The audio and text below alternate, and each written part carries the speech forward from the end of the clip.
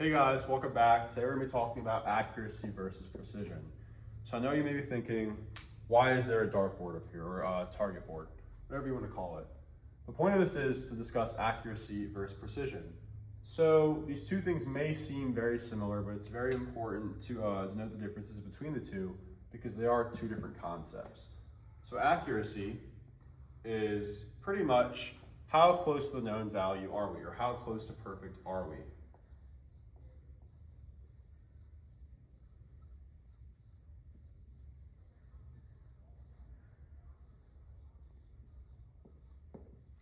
Whereas precision is how close are our attempts.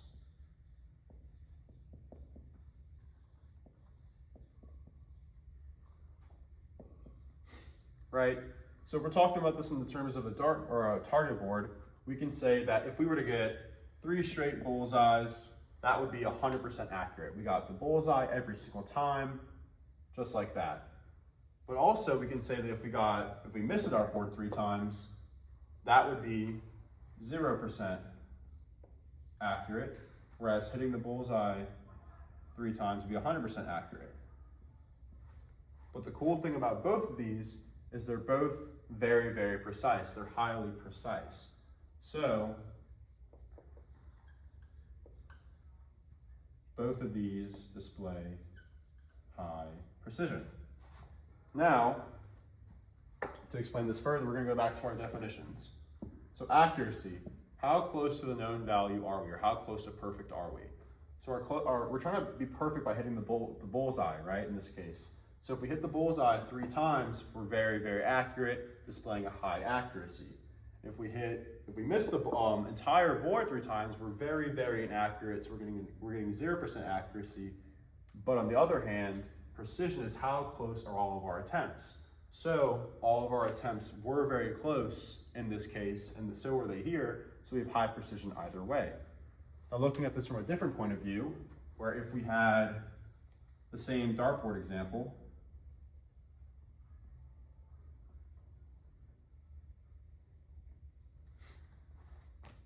let's say that we hit once right here, and once right here. All of these attempts are very far off. They're not accurate and they're not precise. So we would say for this case, low accuracy and low precision, because our attempts were very far away from one another and they were very far away from the bullseye. Whereas if we were to do something like this, we hit it 3 times right here, this would be medium accuracy and high precision, because we were very, very close in all of our attempts and they weren't that far off from the bullseye, which was our perfect point. So let's take this in a bit more of a chemistry type of standpoint. Let's look at this in terms of an experimental conclusion. So let's say that we're trying to find the density of water. We know the density of water is going to be 1.00 grams per mil as our known value. So this is our known value, this is what we're shooting for. And let's say in our experimental analysis, we got 3 answers. We did 3 trials. For 1, we got a density of 1.02 grams per mil. This one, we got 3.63 grams per mil. And this one, we got 0.02 grams per mil. So looking at these 3 numbers, we could see the differences between all of them. So in terms of individuality, this number right here is highly accurate because it's very, very close to our known value. These 2, on the other hand, are very far away. So these would be considered low accuracy because they're very, very far away from that 1 point of value we're looking for. Now, in terms of precision, all of these numbers are very, very, very far. Like they're very far apart, right?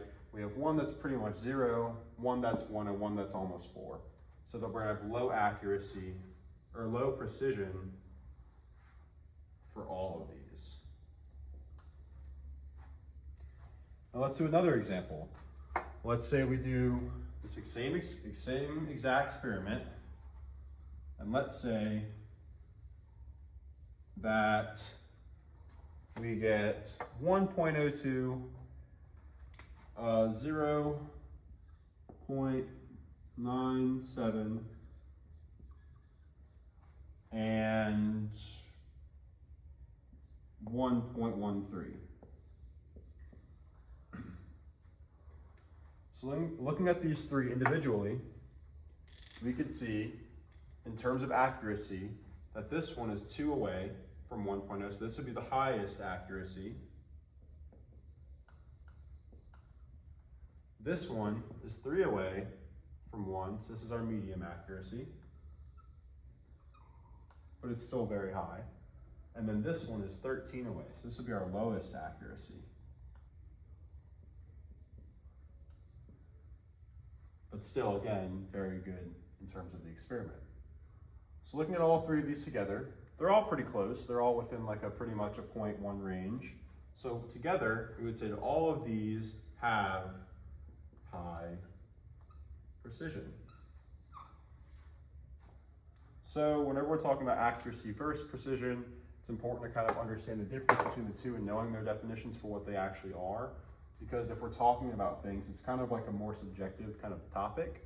In terms of how accurate something is, you can kind of go in ranking like this, or you could just say are the whole values like as altogether accurate. You could say are they precise altogether? Are they precise just by one? You know, it's kind of up to the person doing the experiment. But it's very, very important at the end of the day to remember that accuracy is pretty much how close to our known we are, and precision is how close are all of our attempts together. So now I want to go through a bit more practical approach to these types of problems. So I encourage you to take out a piece of paper and a pen, work this out with me. It's an easy type of test question. It's kind of like going to combine everything together. Starting off, I want to describe the problem to you. So the idea was that Larson, Colin, and Cami performed an experiment in lab, and they had to weigh out a solid with a known mass of 3.6 grams. There was 3 trials involved for each student. Larson weighed his first trial in at 3.161, his second trial at 3.59, and his third trial at 3.59. Colin then did his 3 trials, and he got 3.60, 3.60, and 3.65. And then Cami went last, and she got 3.60, 3.59, and 3.58. So who was the most accurate, and then who was the most precise? So when it's common when you're doing an experiment to take an average of all of your trials to figure out what was like the mean of the entirety of the experiment. So in Larson's case, if we're looking for the average, we're gonna go, what we do is we add up all of these and we divide by the number that there are. So we're gonna do 3.61 plus 3.59 plus 3.59 and divide that by 3. So 3.61 plus 3.59 plus 3.59 gives us 10.79 divided by 3, keeping in mind sig fig rules. And then when we ever do 10.79 and divide that by 3, we get 3.59666 repeating.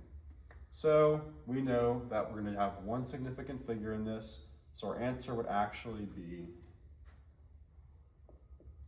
4, because we're rounding up. So my average would have been 4 with respect to sig figs. Without, it would be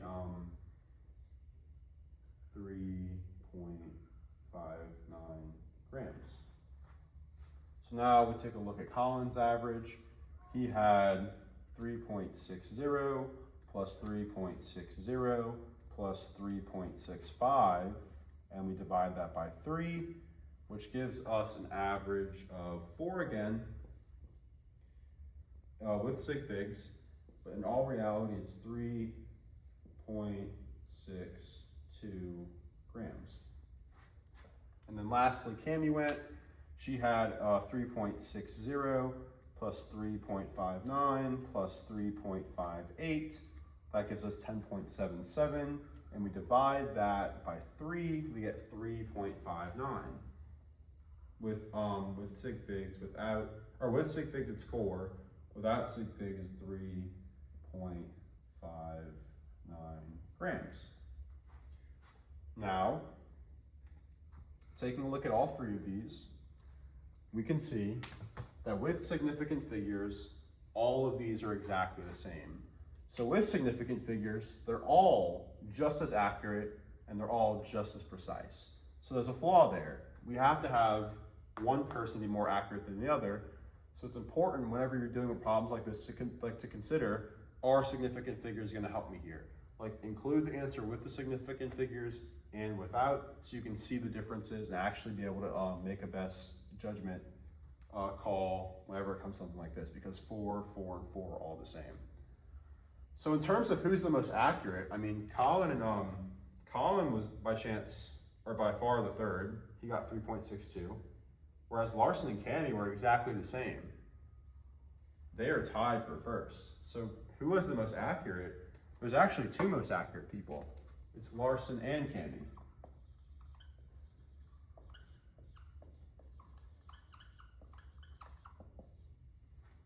So we could say, because their values were 3.59 and 3.59, they were the most accurate. Colin was 3.62, where he still was accurate, but he wasn't the most accurate. And then in terms of precision, we can look at our numbers here. We have 3.61, 3.59, 3.59. So we're gonna pretty much see how far these are off from our known value, which is 3.6. So if we take 3.61 from 3.6, we can see that there's a 0.01 difference.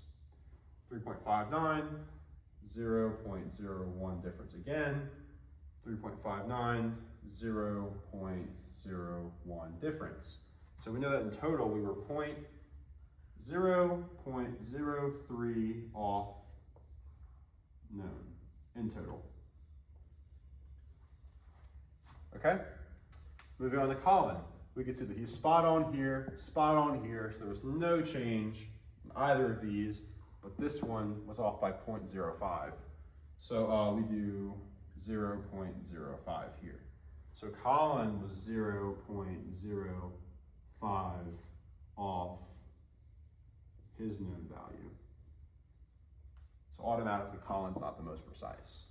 Now looking at Cami, we can see that Cami is 0 off here, she's 0.01 off here, and here she is 0.02 off here. So Cami also is 0.03 off. So we know that 0.03, again, Larson and Cami are the most precise because they're equal. So sometimes you're gonna have more than one answer, right? Like in this case, Cami and Larson both had the most accurate and the most precise answers, but Colin still wasn't far off. It's important to kind of consider whenever you're doing experiments in real life and even in test problems to consider all these things. And like I said before, make your best judgment. Are the sig figs necessary? Because in this case, it was 4, 4, and 4, which wouldn't have helped us in any way. They all would have been the most accurate and they all would have been the most precise, which wouldn't have mattered. So if we're looking at our problems like this, it's important, like I was saying, to do the judgment call and see who is the most accurate, which means who is the closest to the known, who is the most precise, who had the closest group of answers.